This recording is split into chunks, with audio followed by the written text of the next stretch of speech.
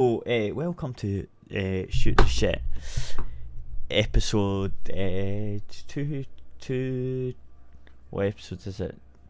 236. 236. It's 236. And yeah, wee bit late, but everything is sort of fine. Maybe we'll find out later, because I've only got. I knew I would rant about this, and I've only got one. Well, it's one article, but it's 3 in 1. So I never bothered hunting because I know I'm going to go off. But we'll get into that later on. I think we'll do your ones first, and then we can do. I've got. I only had one because of that article I had already. So and it was pretty big, and I thought we'd rant about it for a while. So we could do my other one that I got though first.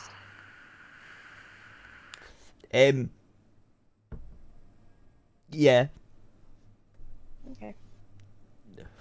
I guess you've not got the same one I had, because if it is, then. No, I had two. One of them was the same one you had. Oh. Okay. But I have one other one here, and we'll do this one first. Right. See, I sort of was thinking that one's quite long, and it's. Yeah, that's why. Well, that's why I only bothered to get two, because I was like, wow, this is like a lot. So it's not even but true. We can do this one.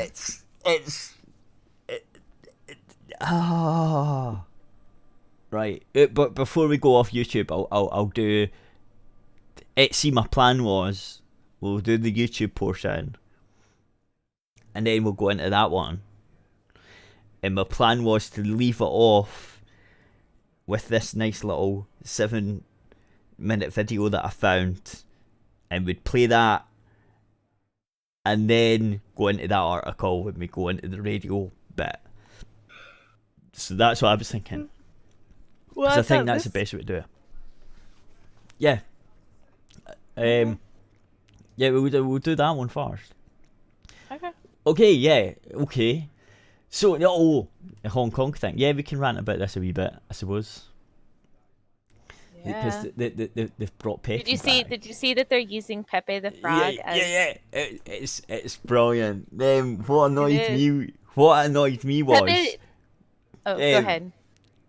They were like, oh yeah, they're bringing the Pepe the Frog back into where it should be, a force for good, and it's like, but what are you talking about, man? And they're like, oh, it's not. Yeah, take it back from the outright, and it's like, it never was the outright. They just used it. It's like, anyone can use it. It's like you don't understand what a meme is. And the thing is like it wasn't just alt-right. It was technically Pepe was a form of protest against PC culture. Mm-hmm. So Pepe the Frog's just a form of protest, and then he's getting used as another form of protest. Right. So it's getting used in the exact same way. I like it. I like this because a lot, because now he'll like really go down in history properly. Maybe as what he is, which is a meme that's used to protest things. It really but it really depends. Instead of some hate symbol that the mainstream media try to put forward. No. You know what I mean? Yeah, but I'm not as optimistic as you, right? The winners. I think in like 100 years from now, when they're reading about it in history books, Pepe the Frog's going to be in history books. It's going to be a form of protest. It depends who wins, right? Because even if Hong Kong, even if they lose, it's Pepe the Frog in our history books would still, in that's how he would be known. That's how he would be known. I'm not sure. I'm not sure. I do hope the workers win. Like, no, I'm not as optimistic as you. I don't think it's going to be used that way, because it's just turned up once or twice. It's not a real thing. Pepe the Frog has turned up in a couple of crucial historical moments. You know, he'll be talked about during the campaign of Trump and Hillary. You know he will. And he'll be brought up during the Hong Kong stuff. Maybe I don't think Hong Kong is as important. I'm not sure yet. It really depends what happens. I think it is important. Like, I think China's just going to roll in and fuck them, and China will just scrub it from the history books, and then because our journalists are fucking communists. Yeah, but they can't scrub it from the world, and it's all over the internet. Yeah, they can. The internet's forever, more, you know that. I'm not sure anymore. The internet's forever. I'm not sure anymore. Honestly, I think they'll fucking sanitize the internet the same way as they were doing with YouTube and the way Google and all that are acting. I don't think they can. They'd have to really stop people. It's just impossible to stop people from hoarding and sharing information, because it's out there, which means everyone's saving it and hoarding it, and then they could just put it out there over and over and over again. I'll reiterate it again. The internet as we know it is not going to be like, we've already seen it change. Like, it used to be that way. But I don't. It's all going to be corporate. It's still that way. No. It's impossible to control. It's impossible to control. Other countries can, but it's like the other countries cannot control other countries and what the people of those freer countries do. Yeah, but it's all going to be sanitized. Like, all of the countries are going to just start doing it. They're already doing it. I'm not saying that they can try to control the internet. It's just that it's going to be impossible for them to control the passing of information. Okay. And people will just make another internet. Right. No, but that's my point, is that the internet as we know it is going to be all corporatized and all sanitized and pish like the TV. I don't know. That's right. Well, that's like a future thing. But like, what I'm saying is, now that the information out there, you cannot. It's almost impossible to rewrite history books on a world scale. I mean, you Wikipedia could do it in your country. Wikipedia's trying it. Nobody trusts Wikipedia. You can do it in your. No. You say that. You're literally not supposed to use Wikipedia for anything. Yeah, let you say that, right? Because anyone can change it. No, you say that, right? Getting changed is how Wikipedia has always been forever. Yeah, but you say. No. I'm saying, like, you're sitting there, like Warren, like, this information, the news sources are out there. There's no way that the China can stop it, because you'd have to control all the countries, and that's impossible. That's what I'm saying with information. 100 years from now, this information's still going to be available, because you cannot control one country cannot control every country. On a world scale, it is literally impossible. You can do it in your own country. North Korea does it all the time. Right, no, but if you look hard enough to do it on a world scale. If you look hard enough, you can find it, right? But what I'm saying is, the mainstream, I don't think. That's what I'm saying. I'm saying if you look hard enough, you might. But I think the mainstream view, I don't think. And I don't think the mainstream media's view of what's happening in Hong Kong is pro the police. I'm not sure. Like, they're the same cunts, man. I mean, they want to control information as much as China does. It's the same thing. All governments now just all want to control information. They hate it. They hate the internet. That makes sense. That's because they can't. That's because they can't lie to everybody. Right, but they try to. Once we've done this and we're forward, we've had this information sharing thing. You can't go back. They can have this internet. Right. Okay. Let's say they take over the internet. All right, and it's scrubbed. Well, the people will just make an underground thing. Right. Well, we've already got one. You just can't. You can never go. Once technology advances forward, and you have you can't put the genie back in the backwards. box. I know. I understand. You can't. Once you've opened Pandora's box, you can't put the shit back in. So Pandora's box is open. The governments are never, ever going to be able to close Pandora's box. Right, I know I understand that, right? Right. But what I'm saying is, if you're not looking for the information, you won't find it. Like in the mainstream, in the future, the mainstream, say they do what I think they're gonna do, right? They sanitize fucking everything. The internet's not the way it is now. It's actually really changed over the past like 5 or 6 years. Actually, it's already going that way. So the only other way to get that information would be to go on the Tor network, right? You know what that is? Yeah, I know what that is.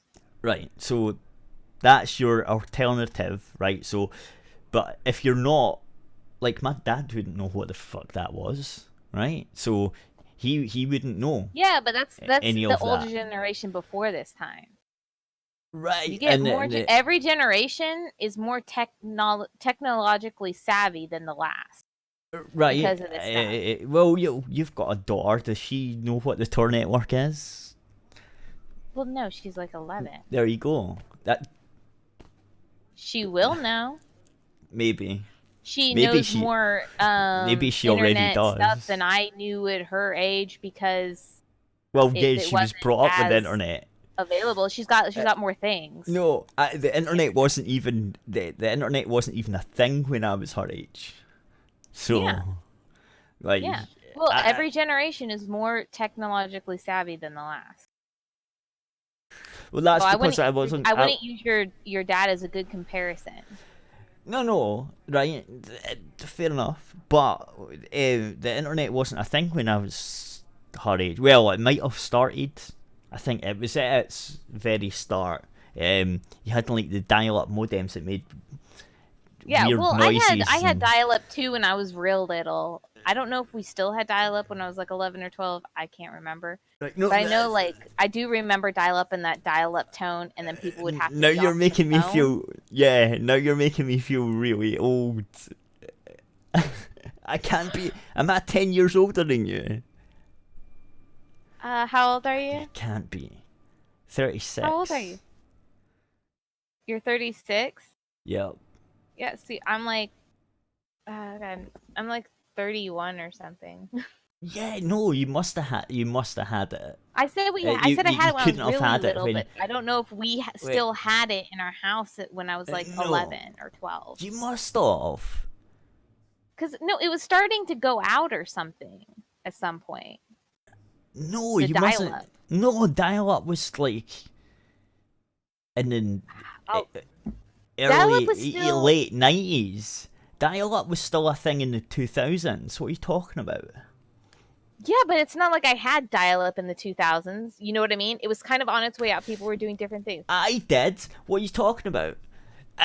No, dial-up was a thing until like fucking... I can't remember, like 2004 or something. Oh my god, like 2.1 million people still use AOL's dial-up to this day. What are these people doing? Did you not?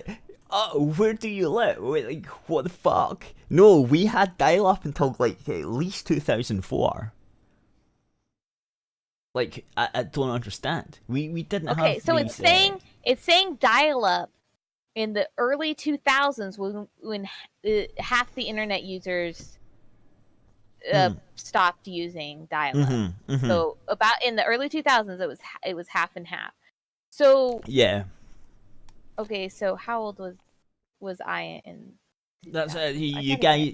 Actually, you're right, because you guys did have a digital subscribe a DS. You guys did get DSL before we did, way before we did. I was still on dial-up, and I feel like it was going. I feel like it was going out when I was a kid. Okay, so in 2000, in the year 2000, I would have been 12 years old. Yeah. So that's what I'm saying. So I was right. When I was around 11-ish is what I said, we like stopped having dial-up. Yeah, it took us years after that, because I was like the first PC I built was still on dial-up and I was 16. So And you have to remember, like, my mom was into techie. Yeah. like No, we PC yeah, games but and we gaming never and stuff. My mom would not. My mom would have right. gotten rid of dial-up as soon as she could. Right, but we didn't have you guys. Actually, I remember a lot of people that I played games with from America used to have a lot faster connection than we did, and I think they were on what was that DSL digital subscriber line, so that was no longer dial up. It's similar, but it's not the same. And you're right, yeah, that would have been about that time, and I was still See? on. We were on dial up though. We were on dial up for fucking ages, and we heard that this is coming out soon. It never happened. Oh, it's coming out soon. It never happened because the Britain's weird. They only had really one phone company. Like they had a national company called British Telecom, right? They were the government owned them, right, at the time, and then God, he you went guys are like private. behind the No, times no, or no, something. no. Listen, and then he went private, right? But so what would happen is, what the government did was, right, you're a company, you fucking own all the telephone network, right? There was just one company owned it because they were a government thing, right? So the government entity. Then you went, nah, we're going to make you private. But they had the monopoly, right? So you privatize the company that's got the monopoly. They own everything. They own the whole network. So what the government did to bring in competition was, right, you guys need to sell part of your. You need to sublet your network to different companies so they can rent your line, so that company can then sell it on to the customers that will get a cheaper price. Right? Does that make sense? Mm-hmm. So, but they still own the infrastructure, right? So there's one company that owns all the infrastructure. There's these other companies that rent the infrastructure, and no one wanted to upgrade, right? So they didn't want to spend the money to upgrade. No one did. It was like, yeah, no, we don't own the lines. BT own them. Why are we paying for the upgrade? They should be paying it, right? And the companies are squabbling. They still are. They're still squabbling over this. And it's like, no, man, you're bringing in money. You should all come together to fucking upgrade the lines. And so nothing happened. Basically, nothing happened because the other companies were like, nah, we don't really own the lines. We're just letting them. There's no way we're paying any money to upgrade it. It's BT's fault. Let them do it. And BT are like, why the fuck would we spend all this money upgrading our lines to give to you? And so it's a fucking mess, right? You understand why each company's like, they're both going no, right? So they were both like, yeah, we need this amount of money to upgrade to catch up with everyone else. And they're both going, nah. And then the government had to step in and go, look, cunts, you need to get to this speed by this time. And we don't care how you do it. If you don't, we're going to fine you. And they were like, in panic mode. I think they gave them 5 years or some pish. They were in panic mode, so it kind of got rolled out a wee bit, and then they missed the deadline. They got fined a wee bit because they tried, but they didn't. And then they were like, "Oh, it'll take us another 2 years, and we'll do it." Because we are rolling it out. See, these big cities have got it, so we're sort of making this a move. And the government like, okay, but fucking we're watching you. Here's another 2 or 3 years. It's weird. It's really weird. But it's slightly worked now. It's catching up now because the technology's. They have to. Because at one point the mobile phone network was faster than the fucking normal internet, right? So if you connected with the mobile phone, you would get faster internet than you would get from your house. Like, that's how fucked it was. Right, that's how fucked it was. It was a thing for ages. Like, in certain areas, you could connect with your phone to the internet, and it would have been faster than connecting with your phone line that's directly under the cables under the house. Your government didn't do a good job of breaking up the monopoly. Yeah, well, they like what they should have done is they should have been like, you have to sell these lines instead of renting them. Right. And then that would have created proper competition and kept people upgrading. Right, but all they did was, see this national network? Yeah, we'll just give it to this company. No, that's basically stupid. They should have sold it off. Right. And then that would have created the competition needed, and this would not have been a problem at all. Yeah, but then you create another problem, which is so many different companies own so many little parts, and they're all going to argue over who can use what. So what they should have done was the government own the lines, and you rent it from the government. There you go. That's what they should have done. And then no one can argue. I don't like the government owning that stuff. Yeah, but then the government would have to upgrade, right? And you wouldn't have that. You go, look. Well, the government owns... Yeah, but like if the government owns that, they can just shut it down. So, but like the electricity though, the electricity and water's kind of that way is over here too, right? The you can't just cut someone off from water. You know. I mean, if your government wanted to be a dictatorship, they very well could. Let's be honest. No, they can't. They can't because it's a human rights thing. It's like I said if your government wanted to be a dictatorship, they could. Right, but then the UN and shit's going to step in. And there's sanctions and there's mad shit. I mean, anyway, been on this for half an hour. I can't believe it. But Hong Kong we haven't even gotten into the freaking article. So what the heck? Hong Kong protesters call for Mulan boycott after Star went public in support of the police.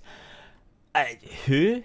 Oh, is this a new Disney remake live action thing? Remaking. Oh, and it's one I was actually probably gonna see, but now I don't know. Because if Hong Kong's friggin' doing it, and I'm with the people. Go people. Yeah, the problem with Hong Kong is they used to be under British rule, and now they're finding out what it's like to be under like some type of communist rule, and they don't like it. Are you listening, journalists? They don't like it. They had freedom, and now the Chinese government are taking it away. This is what's going to happen. See, this is why America has guns. I'm just saying, if at some point your government wanted to do what China's trying to do to Hong Kong right now, they would be guerrilla warfare. Right, everywhere. It does just like everywhere. China, you'd have to bring in the troops. And the troops would have to be completely brainwashed to just start gunning down the fucking people. Yeah, which they're not. Yeah, but China might be. I'm not sure. What's going to happen. China might be, but China's really weird. The troops here are not.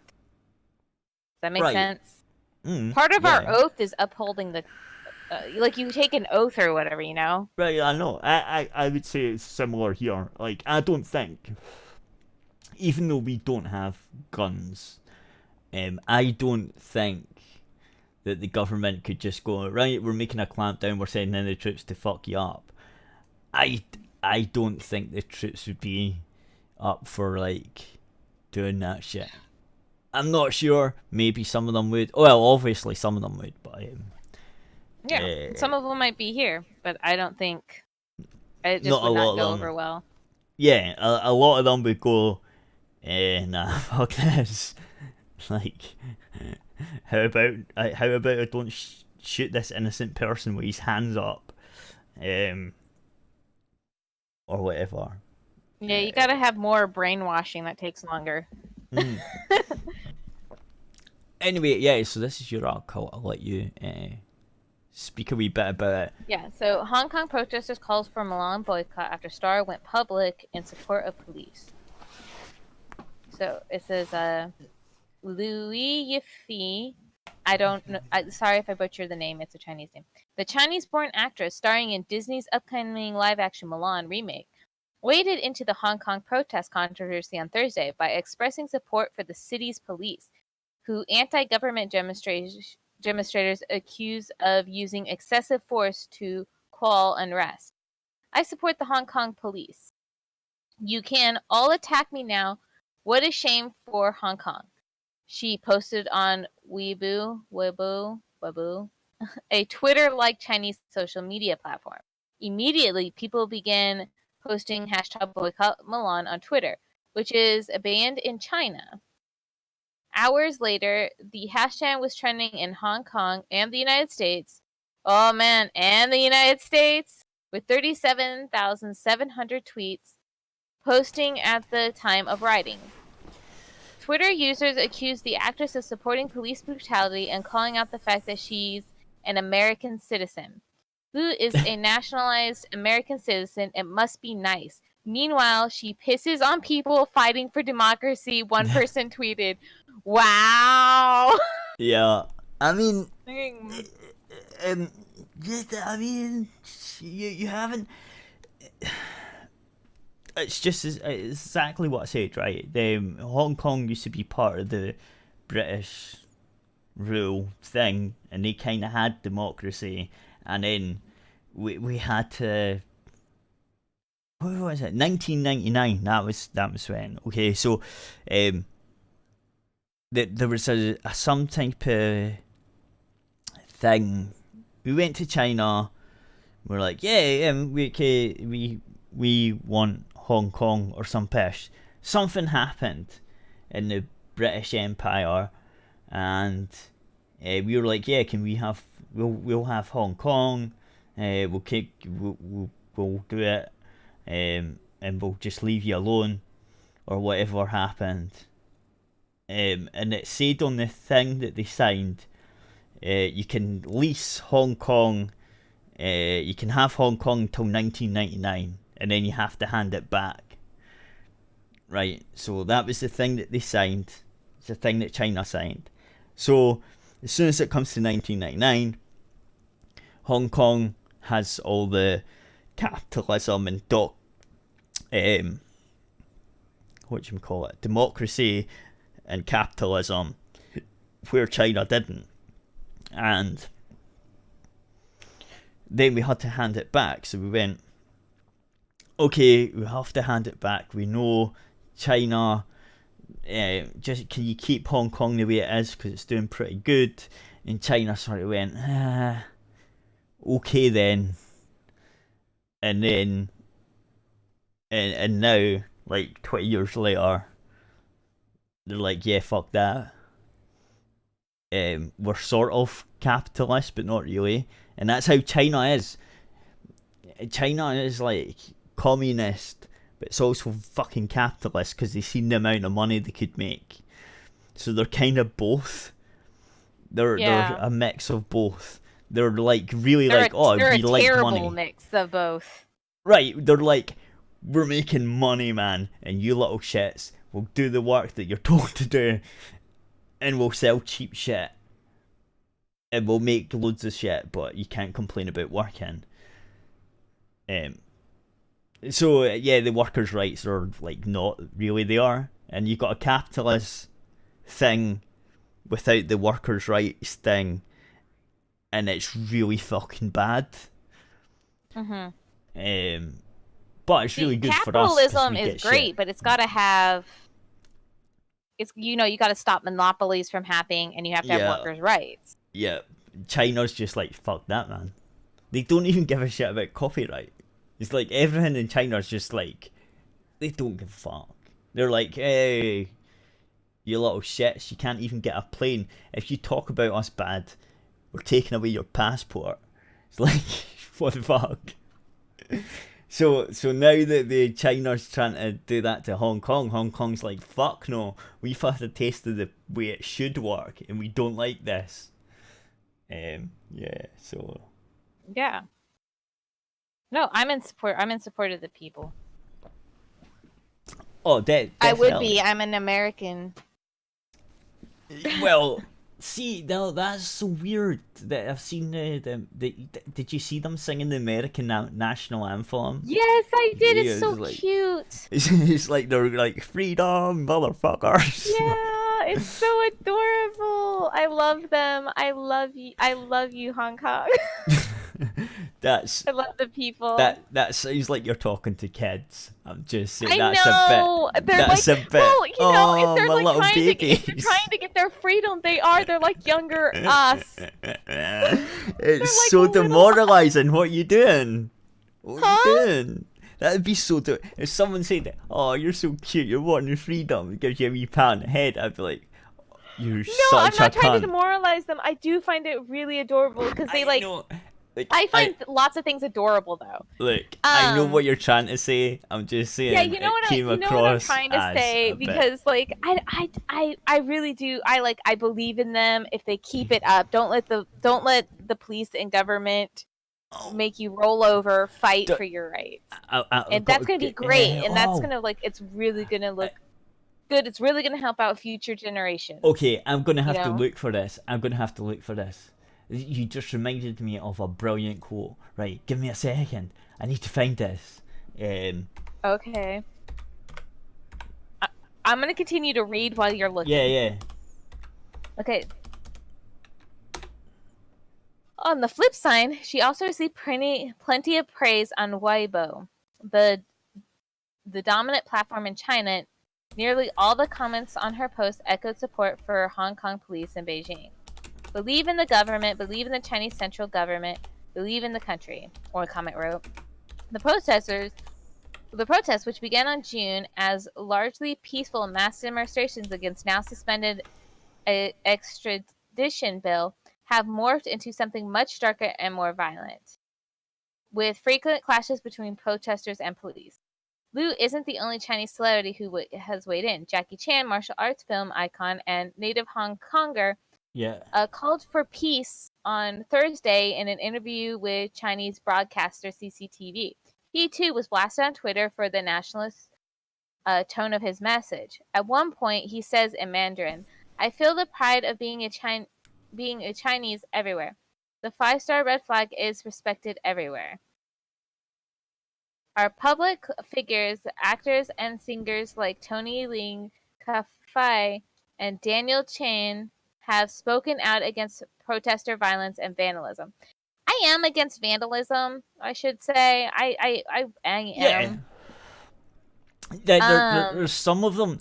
There's some of the stuff that I've seen from the actual protesters and shit that I've been like, holy shit, man, that's fucking mad. But I support. No, I agree. Like, it's not like I'm for like every single thing that the protesters have done. It's like I'm not really for vandalism because that could be another Chinese citizen and not the government necessarily, and so I'm kind of against that. But I'm against standing up for your right. I'm sorry. I'm for standing up for your rights, and I really think that they should do that. Okay. Right. Pop star Denise Ho came out in strong support of the protesters. She even gave a speech about the protests at a United Nations meeting last month. Celebrities outside of Hong Kong and China have also chimed in. Kim Il-sung, a South Korean actor who starred in the cult 2016 zombie apocalypse film Train to Busan, expressed support for the protesters in an Instagram writing, "We are watching you, praying for you, free Hong Kong. Yay, free Hong Kong." After being bombarded with critical and pro-Beijing comments, he posted another video, the infamous tank man shot from the Tiananmen square massacre. That is an iconic shot. It really is. Tiananmen Square. Yeah. Yeah, I don't know how to pronounce that word, but I know what they're talking about because it's a very iconic. It's Tiananmen Square. Tiananmen Square. That's it. Just like that is very iconic and has made its way like everywhere. I feel like a lot of the shots, especially the ones with them holding the flags and You singing, say that. the American anthem. I feel like those are going to be very iconic. You say that, but I seen a documentary that was in China, and they asked people, where is this? And they showed them that picture, and no one in China knew. They didn't know. None of them knew what it was. Oh, I'm not saying the people in China. China's information is restricted. Right. I'm saying here in the rest of the world, it's a very iconic shot. And I feel like that those shots, a lot of the shots from Hong Kong will also be very iconic, even if they lose. You know what I mean? Possibly. I feel like them singing the national anthem and stuff. I feel like that's going to be something that we all remember. To be fair, right? People are saying, "Yeah, America should go and support them." It's never going to happen. It's never going to happen. I don't think that we should go and interfere. Does that okay? I don't think we should go and interfere. Right, because that can't happen. Unless the government starts massacring everybody, like, but that's like a touchy subject because we don't even we kind of interfere in South Korea. No wait, North Korea. Is it North Korea? Yeah. We kind of, but like that's us sending aid, and that's like we have people that go there and sneak information in. Like we don't have, not our government, but people from here will sneak information in. Right. That has happened. So it's like, so you have like that. So it's kind of like, No, but I'm talking about like the sort of army. And I feel like I'm talking about like an army intervention. Yeah, thing. People are saying that, and I'm just like, nah, it's never going to happen, mate. No, I don't think that's going to happen because for one, China is, well, for one, they've got fucking friends nukes. with Russia. They've got nukes. Right? They're friends with Russia. You're going to start a world war.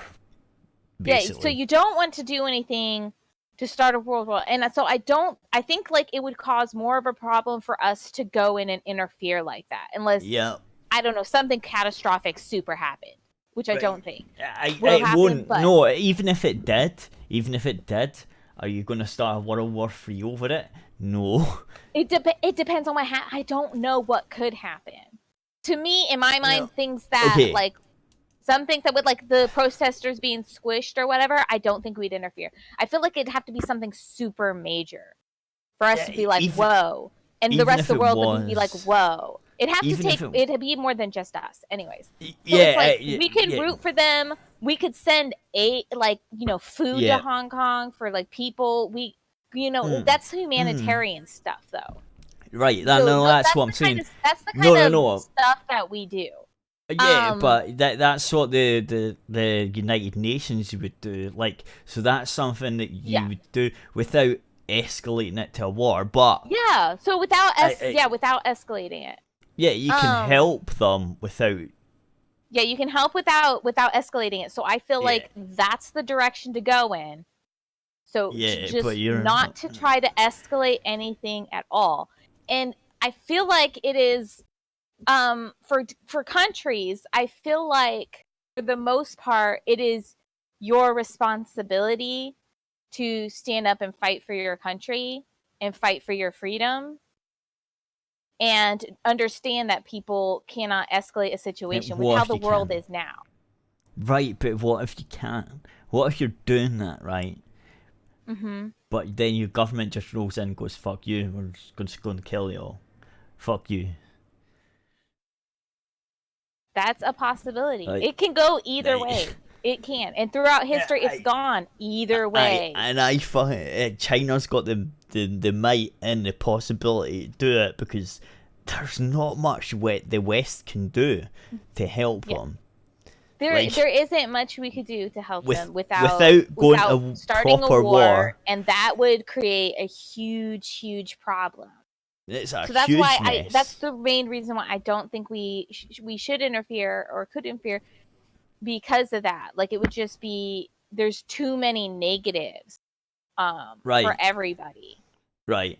Yeah, it's like you've got this wee group, you can sort of go in and help them, but if you do that, then you've got to think of the wider consequences, and the wider consequences say it's not worth it, man. Like, it's just logic.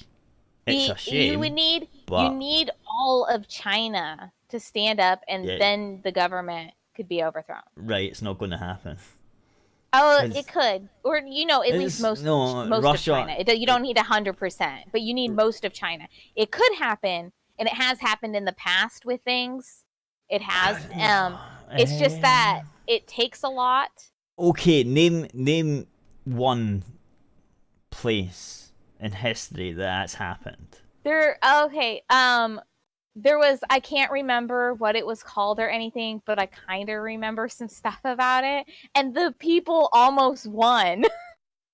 Almost. And it had to do, I feel like it was like somewhere in the UK, but you still had a king, right? It had to do with the king, and the peasants just were getting like taxed like super heavily and stuff, and it was not good. And they basically had a huge protest and marched on the place and almost won, except for the king made some promises to them that he didn't uphold later, obviously. Oh, yeah, that's before we... Yeah, you know what I'm talking. They almost won, though, too. If they didn't believe the king and they kept it, which they believed the king because... Yeah, but then he got fucked over later. He was supposed to be divine from God and stuff. Yeah, but then... But he got they fucked took him over at later. his word. Yeah, but he got fucked over later. So that was the start of actual democracy you're talking about. Yeah. See? So I feel like these things can happen and do happen. It's just rarely and sporadically throughout history. It's because it takes a lot of people to be able... It sort of gave way to the peasants having a vote type of thing. I think you're talking. I think that's what you're talking about. I can't remember either who it was or what it was, but yeah, they were basically going, oh, this and that, it's fucking shit, blah blah blah, and they had like. See, you told me you're like, name one thing. I did. And then, who's right? yeah, but they lost. So they did, but I'm right. They almost won. So that's kind of scary. And if they kept on and didn't believe the king, they would have won. Well, the king had to come out and go, look, guys, I see what you're saying. We're going to fix it. This is what I'm going to do. And they were he lied to them. Well, he didn't lie. He had to. He lied, and he was almost. He didn't. He actually done some of the stuff he said he would do, and then he died. And the next king was like, nah, fuck that. So he did do what he said he was going to do, but it took him so long. He died, and then his son was like, nah, fuck that. It's fucking my kingdom, faggots. Get back in your box, you little shits. So he did, but it didn't. Oh, also there was the French Revolution. And that overthrew the government, the French government. Right, but again... That took a lot of people, and they won. There was one in Russia, too, that overthrew the czars. And they won. Right, no. So there's two that the people won and one that the people lost. It could go either way. I think with China, though, without any help... China doesn't have enough... It's just Hong Kong. So I don't think that they can overthrow China. Yeah. I think they might be able to fight for some things. Anyway... I don't think that they're going to be able to overthrow a government in China because it's not enough people. I found a quote that you were saying before, the quote that you reminded me of, and I'm going to play that and then I'm going to end the YouTube because we've been on YouTube for and then I'll probably do like food. Yeah, so this is the one. I think you've got to really love yourself. I mean, to love oneself is to have a lifelong romance.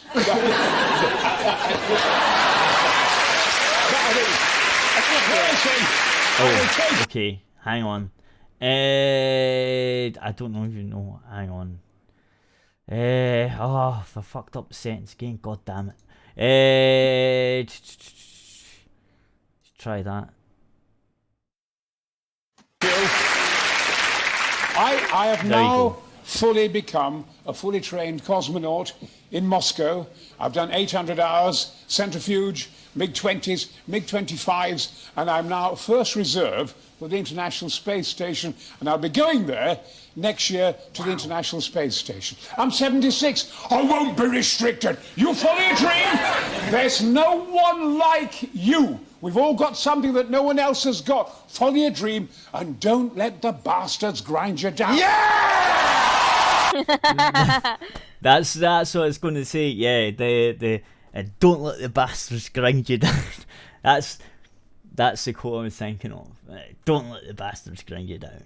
Yeah, so that's when you said. I'm glad I reminded you of that. That sounds like a very empowering speech. Right, so I was thinking Hong Kong. It's like, look lads, don't let the bastards grind you down because they're coming for you. That's Brian Blessed. He's got a massive rodent voice that just fucking inspires people, right? It just does. Right, so we're done with that. We're going to shut down YouTube. So the next thing, I'm going to play a little video, and then we're going to be done with YouTube, and then you can go make food now. If you say bye to everyone. Bye everybody. And I'll get this other video up, and then we'll start to do the next article, I think. Because this is a good introduction, because some people might know, some people won't, I think most of my audience will. But, at any rate, I need to find this. Give me a second, and this is a good introduction to what this shit is. So I'll play this, and then I'll shut off the YouTube. We're almost Let's see. Now this is a 2-year-old video, so it's not exactly the 3-year thing. But I'm gonna do that, and we're gonna play it, and then going to enter YouTube, and then we're gonna get onto this fucking Gamergate malarkey article that I think it was the New York Times that done it. It's so weird. But there's 3 articles in one, and it's by the people that were on the wrong side.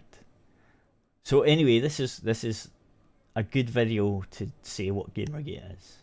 So I'll play this, and then it's on YouTube, so you can see it because it's got illustrations and shit. But anyway, I'll shut up and let this go.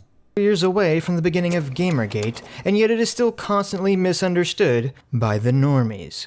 So here's a short and simple metaphor explaining Gamergate. Imagine a banquet hall with 100 tables that represents all gamers. And don't worry, there's not going to be any math here. Our tale begins as most do, with a boy and a girl. Taylor's oldest time. Terrible breakups. So the boy goes and writes an angry breakup blog post, accusing the girl of all sorts of juicy, terrible things. Did she do any of these terrible things? Who cares? It's not important. That's not what Gamergate is about. This juicy blog post spreads to various internet forums and communities, represented in our banquet hall as one table. Yes, only a tiny, tiny, tiny amount of the entire population of gamers were even remotely aware of this juicy gossip. But it was juicy gossip, so it was talked about vehemently at this one table.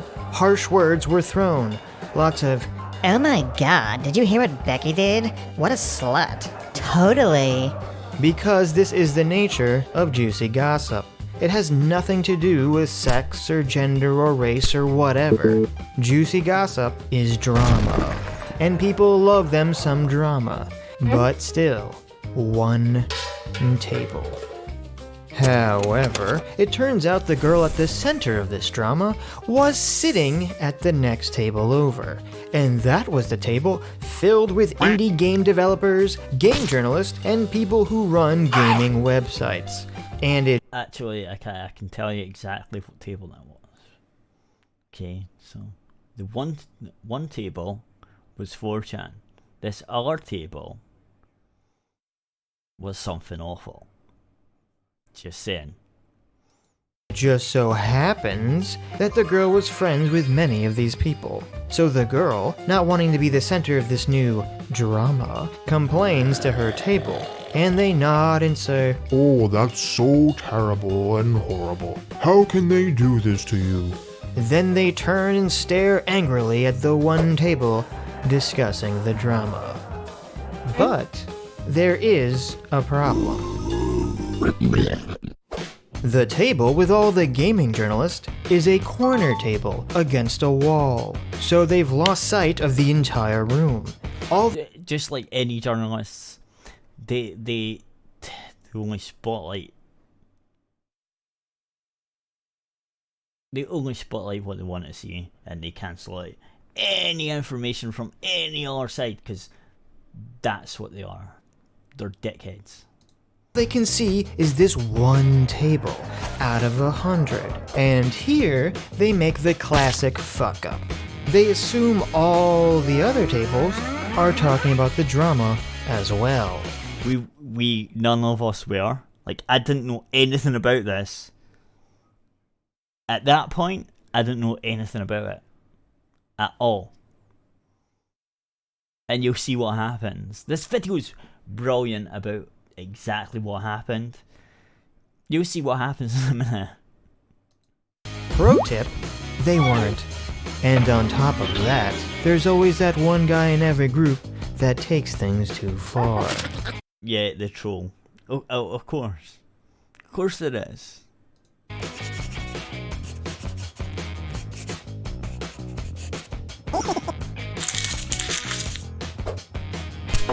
So our table of game journals gets angrier and angrier. How can all these people believe such terrible slanderous lies about their dear friend? And as the table whips itself into a frenzy of self-righteous anger, they decide to do something very, very stupid. The table rises as one, walks on stage, stops the music, the room goes silent, and they say, "Everyone in this room is a horrible, sexist, misogynist, loser, scumbag."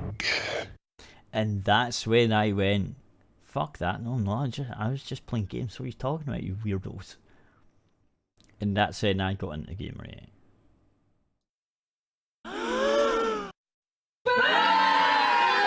How could this happen? And this is what started Gamergate. It wasn't the girl and the boys breakup. It wasn't the gossip about the girl and the boys breakup. It was this. It was the gaming journalist's reaction to the gossip of the girl and the boys breakup. So what happened next? The majority of the people in the room said, "Who the fuck are these assholes?" Yeah, pretty much. And went back to playing video games. The next largest group of people stood up and said, "Who the fuck are you to call me sexist?" That was me. I didn't even know about this stupid breakup drama until you told me about it now. The remaining group of people, the smallest, but housing a large amount of gaming media figures, panicked. Because, oh no, we're not sexist. So they bent over backwards and tied themselves into knots, trying to prove to the table of gaming journalists that they were not sexist. So why exactly did Gamergate take off the way it did? Well, there's two reasons. The first is that it revealed to people the incestuous relationship the majority of the gaming press and gaming sites had with each other, and that they would actually plot to shape a narrative together behind closed doors. And second, This way of thinking that we now label as SJW or regressive had been building for a while now, slowly spreading out. And this new attack, shaped by these regressive... Okay, so this point, this one, and this one, both in this video 3 years ago, are the ones that this article uses to write the article of 3 articles of what's coming up next. Just want to point out, these ones, 2 of these people have been used as sources. Ideas was the tipping point, the final straw. The dam broke. I'm as mad as hell, and I'm not gonna take this anymore! This attack and the response was the first true battle of the current culture war. However, those fighting against the game journos did not possess future vision. The ideas of SJW and regressive ideology were not as clearly defined and understood back then, for they had been limited to attacking smaller communities. So the movement, the Gamergate movement, couldn't organize itself around the idea of being a counter to all of that. You don't stand a chance! But they felt they had to organize around something. We all know the saying, define yourself before others define you. So hastily, Gamergate defined itself on what it understood at the time, the corruption of journalism. Actually, I think it was about that as well, because like most of these people seem to be fucking corrupt anyway, so it is. So I think this video was a wee bit wrong, but it got the table philosophy right. But here's the thing, while that is a very important issue, more so now than ever, that was not truly the heart and soul of Gamergate. That's not what got so many people motivated. What Gamergate truly was the beginning. It was the first time a large group of people stood up against the spreading of regressive SJW ideology, stood up and said, no, we're not gonna take your shit anymore. Gamergate was the first organized battle of the new culture war. The irony to all this is that Gamergate is one of the biggest examples of the Streisand effect. How different would the landscape look right now if those journalists hadn't insulted an entire group of people, and the drama faded away naturally? So if someone wants to know what Gamergate is, you can simply say it was a reaction to an industry calling its customers sexist. That's exactly what it was. The whole well, I wouldn't say it was an industry. I would say it was the industry's media done it, because I don't think the whole industry did. I'm pretty sure it was just the journalist that did it. It wasn't the industry now, because the industry's so fucking in with the journalists, and all you use the journalists for are marketing.